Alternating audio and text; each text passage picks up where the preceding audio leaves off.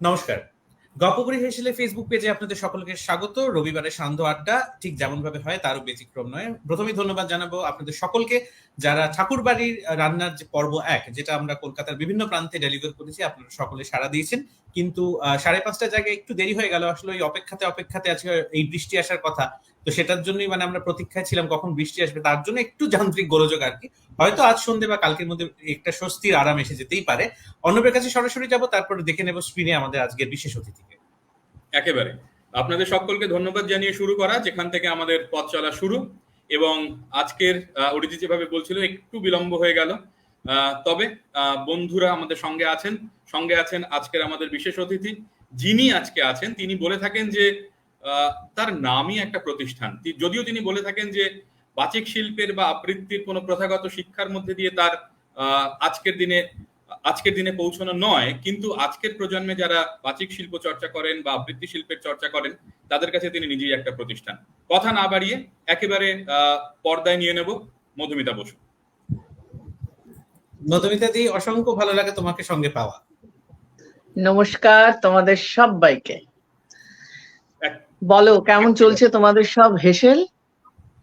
হেসেল ভালোই চলছে। এখন কবিপক্ষে আমরা ঠাকুরবাড়ির রান্না নিয়ে এই কবি মাস জুড়ে আমরা ভাবনা চিন্তা করছি, এবং এরকম একটা সময় যখন রবীন্দ্রনাথের উদযাপন আমরা করছি, তোমাকে সঙ্গে পাওয়া একটা বাড়তি পাওয়া তো বটেই। অর্ণব, আমি সরাসরি তোমার কাছে যাব। একেবারে না, মধুমিতা দিকে আমরা যদি মধুমিতাদির হয়ে ওঠার হিসাবে যদি আমরা ধরতে চাই, তাহলে সারা সন্ধ্যে আড্ডা দিতে হবে। সেই সময় মধুমিতাদির কাছ থেকে আমরা আজকের এই ব্যস্ত সময় হয়তো পেয়ে উঠবো না, তবে একটু ছোট্ট করে টাইম মেশিনে ফিরে যেতে চাইবো মফস্বলে, যেখান থেকে মধুমিতা বসুর হয়ে ওঠার গল্পটা শুরু। যদি ছোট্ট করে সেখানে আমরা ফিরে যেতে পারি, তারপর পায়ে পায়ে টালিগঞ্জ এবং কবিতা, এবং তারপরে আমাদের আড্ডা চলবে। খুব ভালো একটা সময়, খুব ভালো একটা প্রশ্ন। এই যে এই সময়টা 25শে বৈশাখ আর দুদিন বাদেই, এই সময় মফস্বল কিন্তু অন্যরকম। স্কুলে শিক্ষা, গান, নাচের স্কুল, গানের স্কুল। আমার মা নিজে এই সময় তার নিজে শিক্ষকতা করতেন, গরমের ছুটি থাকতো, তাই এই সময় তিনি সবাইকে নিয়ে, তখন পাড়া কালচারটা তো খুব ছিল, পাড়ার কাকু, পাড়ার পিসি, পাড়ার দিদি, তাদেরকে নিয়ে মা বিভিন্ন নৃত্যনাট্য বা অনুষ্ঠান করতো, একেবারে জমজমাট হয়ে থাকতো। তবে মফস্বল থেকে কলকাতায় আসা জার্নিটা বড় বিচিত্র। আমার এক এক সময় মনে হয় যে খুব কষ্টের মধ্যে দিয়ে হয়নি, আবার এক এক সময় মনে হয় মফস্বলে ছিলাম বলে সবকিছু বুঝতে অনেক দেরি লাগলো। অনেকটা পরে বুঝলাম যে আমি কলকাতায় থাকলে বা যেটা করছিলাম, যেটা পারছিলাম, যদি প্রথম থেকেই সেটা নিয়ে ভাবতাম, তাহলে আমি অনেকটা আগে আরেকটু এগিয়ে আসতে পারতাম। ওই যে একটা ট্রেন জার্নি করে শিয়ালদা আসতে হতো, তাতে কিছু ভালোবাসা, ভালো মানুষ, অনেক শিক্ষিত লোকদের একসঙ্গে চলাফেরা করতে দেখেছি, সেটা প্রাপ্তি হয়েছে। কিন্তু কলকাতা থেকে জার্নিটা শুরু হলে সেটা আরেকটু এগিয়ে যেত, এটা একটা হতোই। একেবারে দিদি, আজকের প্রজন্মে যারা নতুন প্রজন্মের যারা শিখছেন, যারা পারফর্ম করছেন, তাদের জন্য একটা ছোট্ট জায়গা রাখতে চাইবো। আপনার হয়ে ওঠার পেছনে যে শ্রুতির জায়গাটা, শোনার জায়গাটা, আপনি যেটা বারবার বলে থাকেন যে আমি মূলত শুনে তৈরি হয়েছি, এবং আপনার বিভিন্ন ইন্টারভিউতে আমি যেটা শুনেছি যে বোনেদের নিয়ে আপনি গানের স্কুলে যাচ্ছেন, সেখান থেকে সুর কানে আসছে, কানে বসছে। যদি ছোট্ট করে সেই জায়গাটা ছুঁয়ে যাওয়া যায়। এটা খুব বড় কথা বললে। আমার যে কোনো কারণেই আমার সঙ্গগুলো ছোটবেলা থেকে হয়েছে, সেভাবে প্রথাগত শেখা হয়নি। কবিতা বলা, কবিতা কম্পিটিশনে হয়তো বোনদের নিয়ে গেছি, আমি নিয়ে গেছি। আমি ওখানে গিয়ে দাঁড়িয়ে ভাবছি যে আমিও তো বলতে পারি। আমাদের সময় না তখন টাকা গুনে গুনে দেওয়া হতো, যে এইটুকু টাকা তোমার ট্রেন জার্নি, এইটুকু টাকা তোমার টিফিন, এইটুকু টাকা তোমার ফিস যেটা দিতে হতো। আমি গুনে টুনে দেখলাম বেশ টাকা রয়ে গেছে, তখন মনে হলো যে নামটা দিয়েই দিই। কিন্তু আমি কিছু হতে পারলাম না, আমি দুটো লাইন একেবারে অমিট করে চলে গেছি, সুতরাং আমার কিছু পুরস্কার পাওয়ার কোনো ব্যাপারই নেই, হলো না। কিন্তু মনের মধ্যে কোথাও একটা জেদ তৈরি হলো, কারণ যিনি বিচারক বা যারা বিচারক ছিলেন তারা বলেছিলেন যে ও যদি বলতে পারতো ওই প্রথম হতো। এই কথাগুলো যে কারোর জীবনে ইন্সপিরেশন হয়ে আসবেই আসবে, আমি নিজের জীবন দিয়ে লক্ষ্য না করলে সেটা বুঝতাম না। আমরাও এখন কতজনকে বলি না, না না তুমি তোমার হয়তো আজকে হলো না, তোমার হবে। আমি বলতে গিয়ে তখন একবার মনে হয় সবাইকে বলে দিই যে এই আমার হয়েছে, তোমাদেরও হবে। এইটা দরকার। নতুন সময় একেবারে অন্যরকম। নতুন সময়টাকে ধরতে আমার বছর চারেক সময় লেগে গেল। এই যে মোবাইল সিস্টেমে এত কাজ হয়, এখন একটু কম পারি বলে মনে হয় এগুলো হয়। নতুন সময় খুব দ্রুত এগোচ্ছে।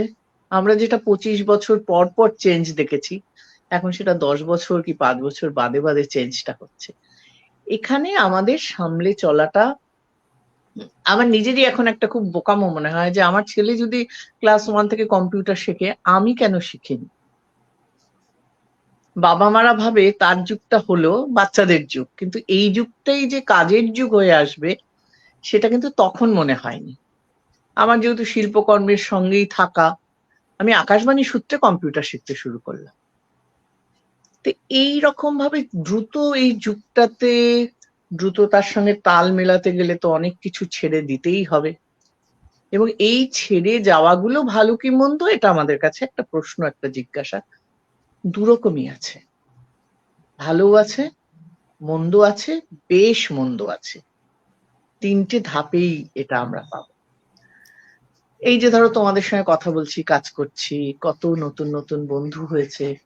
কাল যাদের সঙ্গে অনুষ্ঠান করলাম তারা দেখলাম সকলেই আমার চেয়ে ছোট, কিন্তু একবারও তো সে কথা মনে হলো না, মনে হলো ও গুণী। তাই তো তালে তাল মিলিয়ে একসঙ্গে আমরা চলছি। আর আমাদের আগেরও বোধহয় সবাইকে এরম করে নতুন সময়টাকে ধরতে একটু সময় লেগে উঠছে। আবার কত সুবিধা হয়েছে, নিজেরা নিজেদের প্রচার, নিজেরা নিজেদের কথা বলতে পারছি। শুধু বেসিক কতগুলো জিনিস যেগুলো মানুষের জীবনে সবসময় থাকা দরকার, আমি কতটা সৎ থাকবো, কতটা অসৎ হবো, এটা আমাকে কোনো স্কুল বা কেউ শিখিয়ে দেবে না। এটা আমার পরিবার, আমি নিজে ঠিক করব। আমার কাজটা আমি বুঝে করছি কিনা। আমি শুধু দৌড়চ্ছি, আমার বিশাল কিছু হবে, বিশাল কিছু হবে, কিন্তু তার জন্য আমার যে পরিশ্রম, শিক্ষা সেটা নেই। তখন গিয়ে একটা সময় মনে দুঃখ হবেই, হলো না। এইগুলো চলবে। আর আর একটু সুশিক্ষিত সমাজ চাই, এটা চাই। এটা না হলে তুমি এখন কিন্তু অনেক মানুষ, শিল্পী বলো না কেন, কত ইঞ্জিনিয়ার, কত ডাক্তার, কত শিল্পী। তাই আমি একসময় ভাবি যে তার মানে এত ভালো ভালো ছেলে মেয়ে ছিল, তাহলে কি আগের যুগে ছিল না? এখানে কিন্তু প্রযুক্তি একটা বিরাট সহায়তা করেছে। প্রযুক্তি সহায়তা এসছে বলে ছেলেমেয়েরা বিদেশে যাচ্ছে বা দেশের বিভিন্ন জায়গায় ছড়িয়ে পড়তে পারছে, তাদের দক্ষতা দেখাতে পারছে। এটাকে তো মানতেই হবে। একেবারে একেবারে। অরিজিৎ, তোমার কাছে। মধুমিতাদি, আমাদের এমন একটা সময় তোমাকে পাওয়া আজ এই সান্ধ্য আড্ডায়, যে যে সময়টা একদম কবিপক্ষ চলছে, প্রত্যেকেরই নিজের একটা আমার রবীন্দ্রনাথ থাকে। তোমার রবীন্দ্রনাথ, তোমার মনন বা তোমার রবীন্দ্রনাথ কিভাবে তোমাকে ঘিরে রয়েছেন? এটা খুব ভালো প্রশ্ন। আমি খুব রবীন্দ্রনাথে বাস করি, যদিও আধুনিক সময়ের সঙ্গে করে হাঁটি। আমার আমার বোধ, আমার নারী জীবনের সফলতা, আমি নিজেকে মনে করতাম লাবণ্য, আমি এখনো সেটাই মনে করি। একটুখানি শব্দটা কম করলে ভালো হয়। যে লাবণ্য মনে করি, লাবণ্যর ওই দৃঢ় প্রেম, সেটা আমার কাছে খুব গ্রহণযোগ্য। আমি খুব ছোটবেলাতে রবীন্দ্রনাথকে চিনতে শিখেছিলাম আমার মাস্টারমশাইয়ের জন্য, এবং এটা আমার জীবনে একটা পরম পাওয়া হয়েছে। যে সময় মানুষেরা ছোট ছোট বই পড়ে, উনি আমাকে তখন বড়দের বই পড়তে দিতেন। শেষের কবিতা পড়ে কিছুই বুঝিনি, কিন্তু উনি বলেছিলেন পড়ো। বা শরৎচন্দ্রের পথের দাবি বলেছিলেন যে এরকম করে বই পড়ো, স্কুলের বই পড়ো, ওরম ভাবে জোরে জোরে পড়ো। আজকে বুঝি তিনি কত বড় কাজ, কত বড় ভাবনা আমার মধ্যে ছড়িয়ে দিয়েছেন। আমি রবীন্দ্রনাথকে আমার জীবনের মানে মনে হয় পূব, পশ্চিম, উত্তর, দক্ষিণ। অন্যেরা নিশ্চয়ই আছেন, নাহলে তো সময় থেমে যায়। আধুনিক সময়ে বাস করতে হয়, কিন্তু কোথাও ঈশ্বর, কোথাও মনে হয় না যে কাকে ধরে আমি এগোবো। এই যে আনন্দ দুঃখ, কান্না হাসি সব যে পাশাপাশি চলে, জীবনটা যে খালি সুখেরই নয়, আনন্দের মধ্যে চলে। কালকেই শুনছিলাম পাশের দেশের একটি গান, নতুন বেদনা। এই যে শব্দটা তোমাকে মানে তোমার স্ট্রাইক করবে, বেদনা আমার নতুন হয়? বেদনা তো বেদনাই। তার মানে একটা দুঃখ গেল, আরেকটা দুঃখ এলো। আমি কিন্তু কেউ যখন গানটা গাইছিল আমি বসে বসে ভাবছিলাম, দুঃখ আসার শেষ নেই। তাহলে তুমি পরক্ষণে কিভাবে দুঃখটাকে তো জয় করতে হবে। কনফিডেন্স লেভেল কিভাবে হয়? নিজের মধ্যে থেকে এই ভাবনাগুলো অনেকটা সাহায্য করে, অনেকটা সাহায্য করে। আমি কিভাবে জানো রবীন্দ্রনাথের, আমি কালকে বলছিলাম যে রবীন্দ্রনাথ ঠাকুরের সঙ্গে যদি আমার দেখা হতো আমি ভয় পেতাম না, আমার একটু ভয় করতাম না। যেমন সৌমিত্র দাকে আমার কখনো ভয় লাগে, খালি মনে হয়েছে যে তাকিয়ে থাকলেও তো শেখা হয়ে যায়। কাজ করার তো অভিজ্ঞতা হয়েইছে, শেষের কবিতায় করবার অভিজ্ঞতা হয়েছে সৌমিত্রদার সঙ্গে, সেগুলো তো অন্য বিষয়। রবীন্দ্রনাথ শুধুমাত্র বাঙালি নয়, ভারতবর্ষের জীবনে অমূল্য রত্ন, এবং তাকে যদি সারা দেশের মানুষ সেভাবে বুঝতে পারতো তাহলে এইরকম দেশ হতো না, একেবারেই হতো না। কারণ ঠাকুর বাড়ি সবকিছুর সঙ্গে ওরা আমাদের কানেক্ট করে দিচ্ছে সারা বিশ্বের সঙ্গে। এবং ইউরোপে অনেক জায়গায় যাই, গেলে পরে আমি দাঁড়িয়ে দাঁড়িয়ে ভাবি যে রবীন্দ্রনাথের বিশ্ব পরিচয় পড়ি বা কিছু কিছু অংশের সঙ্গে নিজেদের রিলেট করি, তখন ভাবি যে কবি বোধহয় চেয়েছিলেন যে এই দেশটার মতোই আমার দেশটা হোক, ওই দেশটার মতো, বা ওর ভালোটা আমার হোক। সব ভাবনা থেকেই যেমন শান্তিনিকেতনের জন্ম। একেবারে একেবারেই।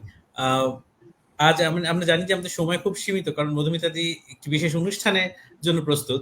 কিন্তু মধুমিতাদি যখন সঙ্গে রয়েছেন, আমরা একটু শুনবো কিছু মধুমিতাদির কণ্ঠে। আমি না বললে শুনবে কে? বলবো যে শোনাতে হবে, তাই তো? একদম শুনতে চাই আমরা। তাহলে আজকে রবীন্দ্রনাথই হোক, একেবারে রবীন্দ্রনাথই থাকি। নিশ্চয়ই। আমরা দুজন একটি গায়ে থাকি, সেই আমাদের একটি মাত্র সুখ। তাদের গাছে গায়ে যে দোয়েল পাখি, তাহার গানে আমার নাচে বুক। তাহার দুটি পালন করা ভেড়া চড়ে বেড়ায় মোদের বটমোদে।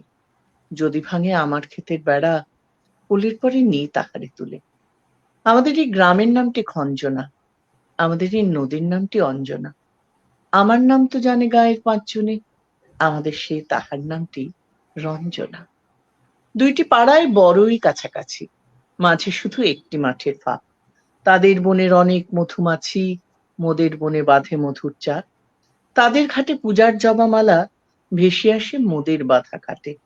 তাদের পাড়ার কুসুম ফুলের ডালা বেচতে আসে মোদের পাড়ার হাটে। আমাদের এই গ্রামের গলি পরে আমের বলে ভরে আমের বন। তাদের খেতে যখন তিসি ধরে, মোদের খেতে তখন ফোটে শন। তাদের ছাদে যখন ওঠে তারা, আমার ছাদে দক্ষিণ হাওয়া ছোটে। তাদের বনে ঝড়ে শ্রাবণ ধারা, আমার বনে কদম ফুটে ওঠে। আমাদের এই গ্রামের নামটি খঞ্জনা, আমাদের এই নদীর নামটি অঞ্জনা। আমার নাম তো জানে গায়ের পাঁচজনে, আমাদের সেই তাহার নামটি রঞ্জনা। আসলে অর্ণব, মধুমিতাদি যখন সঙ্গে থাকেন, মধুমিতাদির সঙ্গে আমার ব্যক্তিগতভাবে বিভিন্ন জায়গায় আলাপ হয়েছে, দেখা হয়েছে, কথা হয়েছে। আসলে মধুমিতাদির সঙ্গে থাকলে যেটা মনে হয় কি, একটা দীর্ঘায়িত সময়, একটা গোটা সন্ধে কিন্তু এরকম একটা দাবদাহ চলছে, কিন্তু ওই কোথাও একটা বর্ষার স্পর্শটা আমি পাই। মানে তুমি এভাবেই থাকো, এর নামে মানে তো, এভাবেই চাইবো তোমাকে। এটার নামে তো ভালোবাসা। অবশ্যই। আমি আবার তোমাদের কাছ থেকে পাই। আর মধুমিতাদিকে আমি যতটা শুনেছি, মধুমিতাদি মানে যতটুকু শুনেছি মাধ্যমে, আমার কাছে মধুমিতাদি মানে পজিটিভিটি। সুতরাং ওটাই পারসেপশন। আমরা এবার আবারও অরিজিতের কাছে যাব, কারণ ঠাকুরবাড়ির যেমন গান কবিতা সব, তেমন ঠাকুরবাড়ির রান্নাও একটা বিশেষ পর্যায়ে। সুতরাং সেই জায়গাটা নিয়ে অরিজিতের কাছে একেবারে মধুমিতাদি হাত ধরেই আমরা আগামী রবিবারের ঠাকুরবাড়ির যে রান্না, যে ক্রমণী আমাদের যেটা আমরা সাজিয়েছি, সেটা আমরা স্ক্রিন শেয়ার করে দেখাবো। মধুমিতাদি আশা করি স্ক্রিনে দেখতে পাবেন, কারণ আমরা যে ঠাকুরবাড়ির রান্না যেটা আমরা শেয়ার করছি এই মুহূর্তে, সেটা আগামী রবিবার আমরা কি সাজিয়েছি ক্রমণীতে সেটা একবার চট করে আমরা দেখে নিই। অর্ণব, যদি স্ক্রিনে যদি দেখা যায় তাহলে বলতে পারো এটা ঠাকুরবাড়ি রান্না পর্ব 2।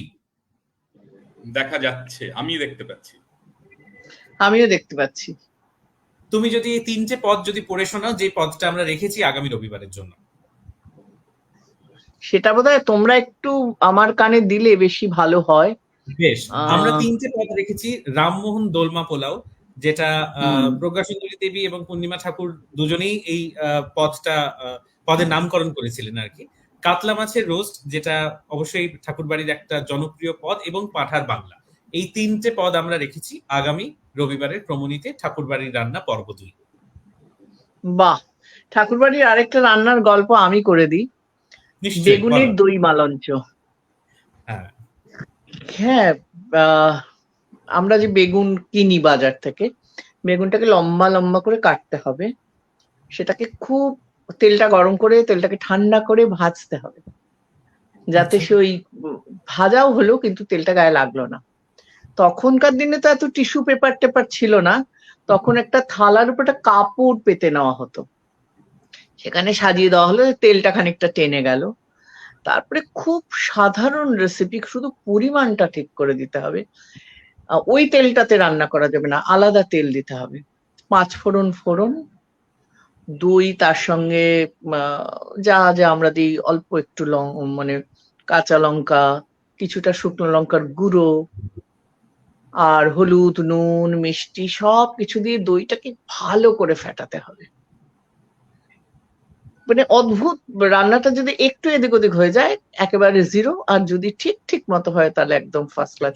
ওই তেল গরম হয়ে যাবে, তেলটা আস্তে আস্তে করে ঠান্ডা হয়ে যাবে, ফোড়নটা দাও, তারপরে তুমি দইটা দাও, তার সঙ্গে তোমার পছন্দ মতো একটু কাজু কিশমিশ এগুলো তুমি দিতে পারো। অল্প জল দিয়ে যখন একটু একটু করে ফুটবে, ধীরে ধীরে এই বেগুনগুলোকে তুমি খালি ছড়িয়ে দাও। কি যে তার অপূর্ব টেস্ট! অল্প ফুটতে দেবে, খুব বেশি না, যেহেতু বেগুনটা ভেজে নেওয়া হয়েছে, ওই জন্য বেগুনটাকে অনেক বেশি ফুটতে দিলে একটু নরম হয়ে যাবে, একটু পরিবেশন করতেও অসুবিধা হবে। এই বিষয়টা যদি করা যায়, এবং আমি চাইবো তোমাদের হেসেলেও আসুক, খেতে যাবো একদিন। হ্যাঁ, আর বেশ মনোরম, ভালো লাগবে। খুব প্রয়োজন মতো যারা ভালোবাসেন একটু ঘি, এটা বলি না, আজকে বলে ফেললাম, ওটা নিজের কাছে রেখে দিই আর কি। দারুণ, অসম্ভব সুন্দর একটা রেসিপি তুমি শেয়ার করলে। আসলে ঠাকুরবাড়ির এই রেসিপি মানে যখন রিসার্চ করতে বসি তখন দেখি যে পাতার পর পাতা প্রত্যেকটা বিভিন্ন নাম, এবং তার ক্রমণী, তার আলাদা সমস্ত, তার মানে পরিমাণটাই আসল, যেটা একদম মানে সঠিকভাবে দিলে বোধহয়, উপকরণগুলো দিলে একসঙ্গে মিশেলে সেটা অন্যরকম ভাবে তৈরি হয়। অন্যভাবে আমি তোমার কাছে যাব, কারণ আমি জানি যে আজকে মধুমিতা দি অনেকটাই ব্যস্ত, তার মধ্যে আমরা আজকে পরে একটি দারুণ অনুষ্ঠান, সেখানে চলে যেতে হবে। আমার অনুষ্ঠানের কথা যদি শুনি, হ্যাঁ একদম, আমরা সেই অনুষ্ঠানের প্রসঙ্গেই আসছিলাম। নোয়ার অনুষ্ঠানের কথা একটু আমরা জানতে চাই মধুমিতা দি। এই সময় আমাদেরও যারা দেখছেন তারাও যদি এই অনুষ্ঠানে পৌঁছে যেতে পারেন তাহলে তো অবশ্যই একটা ভালো লাগা। আমাদের খুব খুব পরিচিত যিনি লীনা গঙ্গোপাধ্যায়, নিভৃত যতনে বলে তার একটি স্ক্রিপ্ট, তার সঙ্গে পাঠ এবং গানের অনুষ্ঠান। অনেকে আছেন, শ্রেয়া গো ঠাকুরতা, ডক্টর তানিয়া দাস, রাজন্যা, অম্বরীশ, শাশ্বতী গো ঠাকুরতা, এবং সব যেটা বড় ব্যাপার, যিনি আছেন তিনি হচ্ছেন মাধবী মুখোপাধ্যায়। এইটা আমাদের খুব বড় পাওয়া। আজকে আমি ছুটি নিই, একেবারে অসাধারণ লাগলো, ভালো লাগা, এবং পরের দিন খুব ঠিকঠাক হয়ে শিখে আবার অনেকক্ষণ ধরে গল্প করবো। পরের দিন আবার তোমাকে পাবো আড্ডায়। 25শে বৈশাখ দারুণ কাটুক, আমরা সকলে রবীন্দ্র উদযাপন করি, এবং খুব ভালো থেকো মধুমিতা দি, খুব শিগগিরই দেখা হচ্ছে। তোমরাও খুব ভালো থেকো। একদম। আমাদের সঙ্গে ছিলেন মধুমিতা বসু, অবশ্যই একটা দারুণ ভালো লাগে যেটাকে বলে, সেটাকে সঙ্গে নিয়েই আমরা উদযাপন করছি কবি মাস। অর্ণব, যে স্পেশাল খবরটা যেটা দেওয়ার কথা সেটা আমার মনে হয় আমি তোমার কাছে যাব।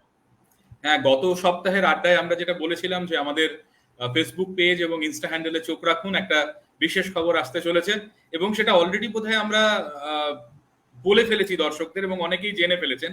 তবে একদম। যেটা জানার সেটা হচ্ছে, যাদের সমর্থন ছাড়া, যারা পাশে না থাকলে এই পরিকল্পনা একেবারেই বাস্তবায়িত হবার কোনো সম্ভাবনা ছিল না, সে বিষয়ে বোধহয় দর্শকদের বা শ্রোতাদের যারা দেখছেন তাদের জানানোটা খুব দরকার। একেবারে ফোর্থ সিজন অফ কবিপক্ষের বৈঠক, যেটা অনুষ্ঠিত হতে চলেছে 19শে মে সন্ধ্যে 6:30 থেকে, এবং কোনোভাবেই মিস করা নয়। আমরা তো সকলেই প্রচেষ্টা করছি একত্র হয়ে এই অনুষ্ঠান আপনাদের সকলের সামনে তুলে ধরবার জন্য। আপনাদের অনুরোধ করব 19শে মে সন্ধ্যে 6:30 অবশ্যই সঙ্গে থাকুন, যেটা গপ্পগুড়ি হেসেলে ফেসবুক পেজে স্ট্রিম হবে, রাজার কবিতা স্টুডিওর পেজে স্ট্রিম হবে, এবং আমরা যাদেরকে সঙ্গে পেয়েছি আমরা আমাদের ফেসবুক এবং ইনস্টাগ্রাম হ্যান্ডেলে আমরা সেগুলো পোস্ট করছি, তাদের বার্তা পৌঁছে দিচ্ছি আপনাদের সকলের কাছে। তাই আরো একবার দেখে নেব যে এই কবিপক্ষের বৈঠক সিজন 4 করতে চাই। আমাদের প্রাউড পার্টনার, প্রথমেই ধন্যবাদ জানাবো কেসি দাস প্রাইভেট লিমিটেড, মিষ্টির প্রতিষ্ঠাতা বলা যেতে পারে, কলকাতা শহরের সঙ্গে যাদের একটা মিষ্টির সম্পর্ক। ধীমান দাসকে অসংখ্য ধন্যবাদ। ইলিশ টুলি বং আমাদের সঙ্গে রয়েছেন হসপিটালিটি পার্টনার। কেসি দাস যেমন রয়েছেন সুইট পার্টনার, ইলিশ টুলি বং রয়েছেন হসপিটালিটি পার্টনার। লোপামুদ্রা কামিল্লাকে অসংখ্য ধন্যবাদ। রোস্ট্রি কফি হাউস আমাদের বেভারেজ পার্টনার, নিশান্ত সিনহাকে অসংখ্য ধন্যবাদ। দাস্তা আমাদের refreshment partner, Shilpa Chakraborty and team অসংখ্য ধন্যবাদ তাদেরকে। কোড ওয়েলনেস আমাদের ওয়েলনেস পার্টনার, অনন্যা ভৌমিক মিত্র। আমাদের styling partner Flora's Cosmetic, Sharmila Singh ফ্লোরাকে অসংখ্য ধন্যবাদ। মৃত্তিকা আদিটক, সৌমিনী সেনদুয়াকে ধন্যবাদ জানাবো। এনভায়রনমেন্ট পার্টনার দ্য আজমবরি Tales, gift partner Radhika Ghosh কর্মকারকে অসংখ্য ধন্যবাদ। পোশাক সৌজন্যে সোয়াম, আমাদের fitness partner Flowing Monkey fitness, Nilanjana Banerjee এবং মাধব হালদারকে অসংখ্য ধন্যবাদ, এবং streaming partner Bengal Web Solution Prashanta সরকারকে ধন্যবাদ জানাবো। এই গোটা সমগ্র অনুষ্ঠান কবিপক্ষের বৈঠক সিজন 4 যারা সাপোর্ট করছেন আমাদের supporting partner Women's Times, Poulami এবং মুনমুন, তোমাদের অসংখ্য ধন্যবাদ, এবং দামিনী এম্পাওয়ারিং ডিসিশন, সঞ্জিতা কুশারি বোস কে অসংখ্য ধন্যবাদ, এবং সবশেষে রাজার কবিতা স্টুডিও, যেখানে সাইমুল কাস্ট বা সাইমুল স্ট্রিম করা হবে কবিপক্ষের বৈঠক সিজন 4 19শে মে সন্ধ্যে 6:30। সকলকে অসংখ্য ধন্যবাদ এবং সকলকে সঙ্গে নিয়েই কবিপক্ষের বৈঠক সিজন 4। একেবারে আমাদের পথ চলা যে বছর শুরু, সেই বছর থেকেই কবিপক্ষের বৈঠক আমরা শুরু করেছিলাম, এবং আপনাদের সকলকে সঙ্গে নিয়ে, এবং যাদের সমর্থন ছাড়া, যাদের সাহায্য ছাড়া কবিপক্ষের বৈঠক সম্ভব হতো না, তাদের সকলকে সঙ্গে নিয়ে পায়ে পায়ে 1, 2, 3 পেরিয়ে এবার চতুর্থ বর্ষ, অর্থাৎ কবিপক্ষের বৈঠক সিজন 4 19শে মে সন্ধে ঠিক 6:30 আমরা তো থাকছি, সঙ্গে বন্ধুরা থাকছেন এবং সঙ্গে থাকছেন আপনারাও। সুতরাং এভাবেই অনেকটা ভালো লাগার মুহূর্ত শেয়ার করে নেওয়া 19শে মে সন্ধে 6:30 অরিজিৎ। এই গোটা সপ্তাহ জুড়ে আমরা ফেসবুকে পোস্ট করতে চলেছি, আমাদের পার্টনার্স যারা তারা তাদের শুভেচ্ছা বার্তা সকলের কাছে পৌঁছে দিচ্ছেন, এবং আগামী শনিবার, যেটা মনে করে খেয়াল করুন, কারণ আগামী শনিবার অর্থাৎ 11 মে সন্ধেবেলা সময় আমরা অবশ্যই আপনাদেরকে জানিয়ে দেব। সেদিন আমাদের একটা বিশেষ ফেসবুক লাইভ, কারণ রবিবারের পরিবর্তে আমরা আগামী শনিবার যে ফেসবুক লাইভ করব, সেখানে আমাদের গ্র্যান্ড পোস্টার লঞ্চ করা হবে। যে পোস্টার লঞ্চ করা হবে, যে পোস্টারে কবিপক্ষের বৈঠক সিজন 4 যারা যারা থাকছেন, অনেকেই থাকবেন আশা করা যায়, সেটা নিয়ে এখনো আমাদের রিসার্চ চলছে।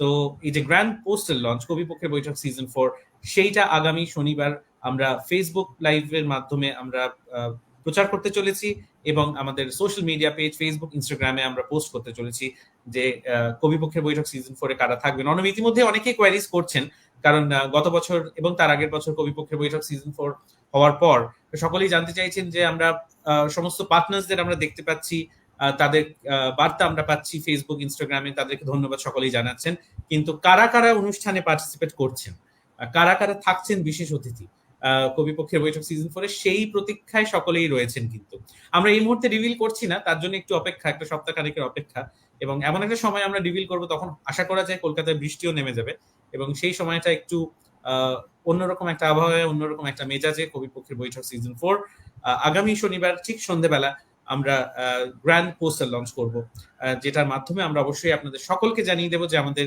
অনুষ্ঠানে কারা কারা রয়েছেন। অনুষ্ঠানে একদম শেষ প্রান্তে চলে এসেছি, অন্য তোমার কাছে যাও। একেবারে শুধু এই মুহূর্তে এটুকুই বলা যেতে পারে যে আগামী 19শে মে সন্ধ্যে 6:30 আপনারা থাকছেন, আপনাদের অনেক পছন্দের, ভালো লাগার, ভালোবাসার মানুষজন থাকছেন, যাদের কথা শুনবো, যাদের গান শুনবো, যাদের পারফরমেন্স দেখবো, আর তাদের সঙ্গে জমি আড্ডা দেবো। আর থাকছেন আমাদের যারা সাপোর্ট করছেন এই মুহূর্তে, যাদের নাম আপনারা দেখলেন পর্দায়, তারা সঙ্গে থাকছেন। আর আপনারা সকলে সঙ্গে না থাকলে তো কবিপক্ষের বৈঠক সিজন 4 অসম্পূর্ণ থেকে যাবে, তাই আপনাদের সকলকে সঙ্গে চাই।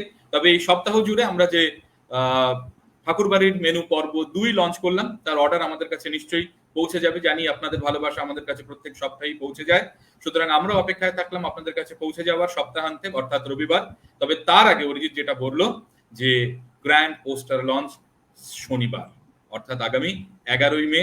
চোখ রাখুন, জানতে পারবেন কারা কারা থাকছেন 19 মে সন্ধ্যায় আপনাদের সঙ্গে, আপনাদের সামনে। আজকের মতো আড্ডা এটুকুই। আবার দেখা হচ্ছে আগামী শনিবার সন্ধ্যাবেলা। সময় আপনাদের নিশ্চয়ই আমরা জানিয়ে দেবো আমাদের ফেসবুকে এবং ইনস্টা হ্যান্ডেলে। ততক্ষণ খুব ভালো থাকবেন, গরমের থেকে একটু সাবধানে থাকবেন, কারণ এখনো কলকাতায় বৃষ্টি নামেনি। আর অর্ডার করতে থাকুন, আমরা আপনাদের কাছে পৌঁছে যাওয়ার অপেক্ষায়। একেবারেই। আগামী শনিবার তাহলে দেখা হচ্ছে। কবিপক্ষের বৈঠকের গ্র্যান্ড পোস্টার লঞ্চ কার্টেন রেজার নিয়ে আমরা সকলে ফিরছি। সঙ্গে থাকবেন আমাদের বেশ কিছু পার্টনার্সরা, এবং আমরা আনভিল করতে চলেছি আমাদের পোস্টার কবিপক্ষের বৈঠক সিজন 4 2024। ভালো থাকুন।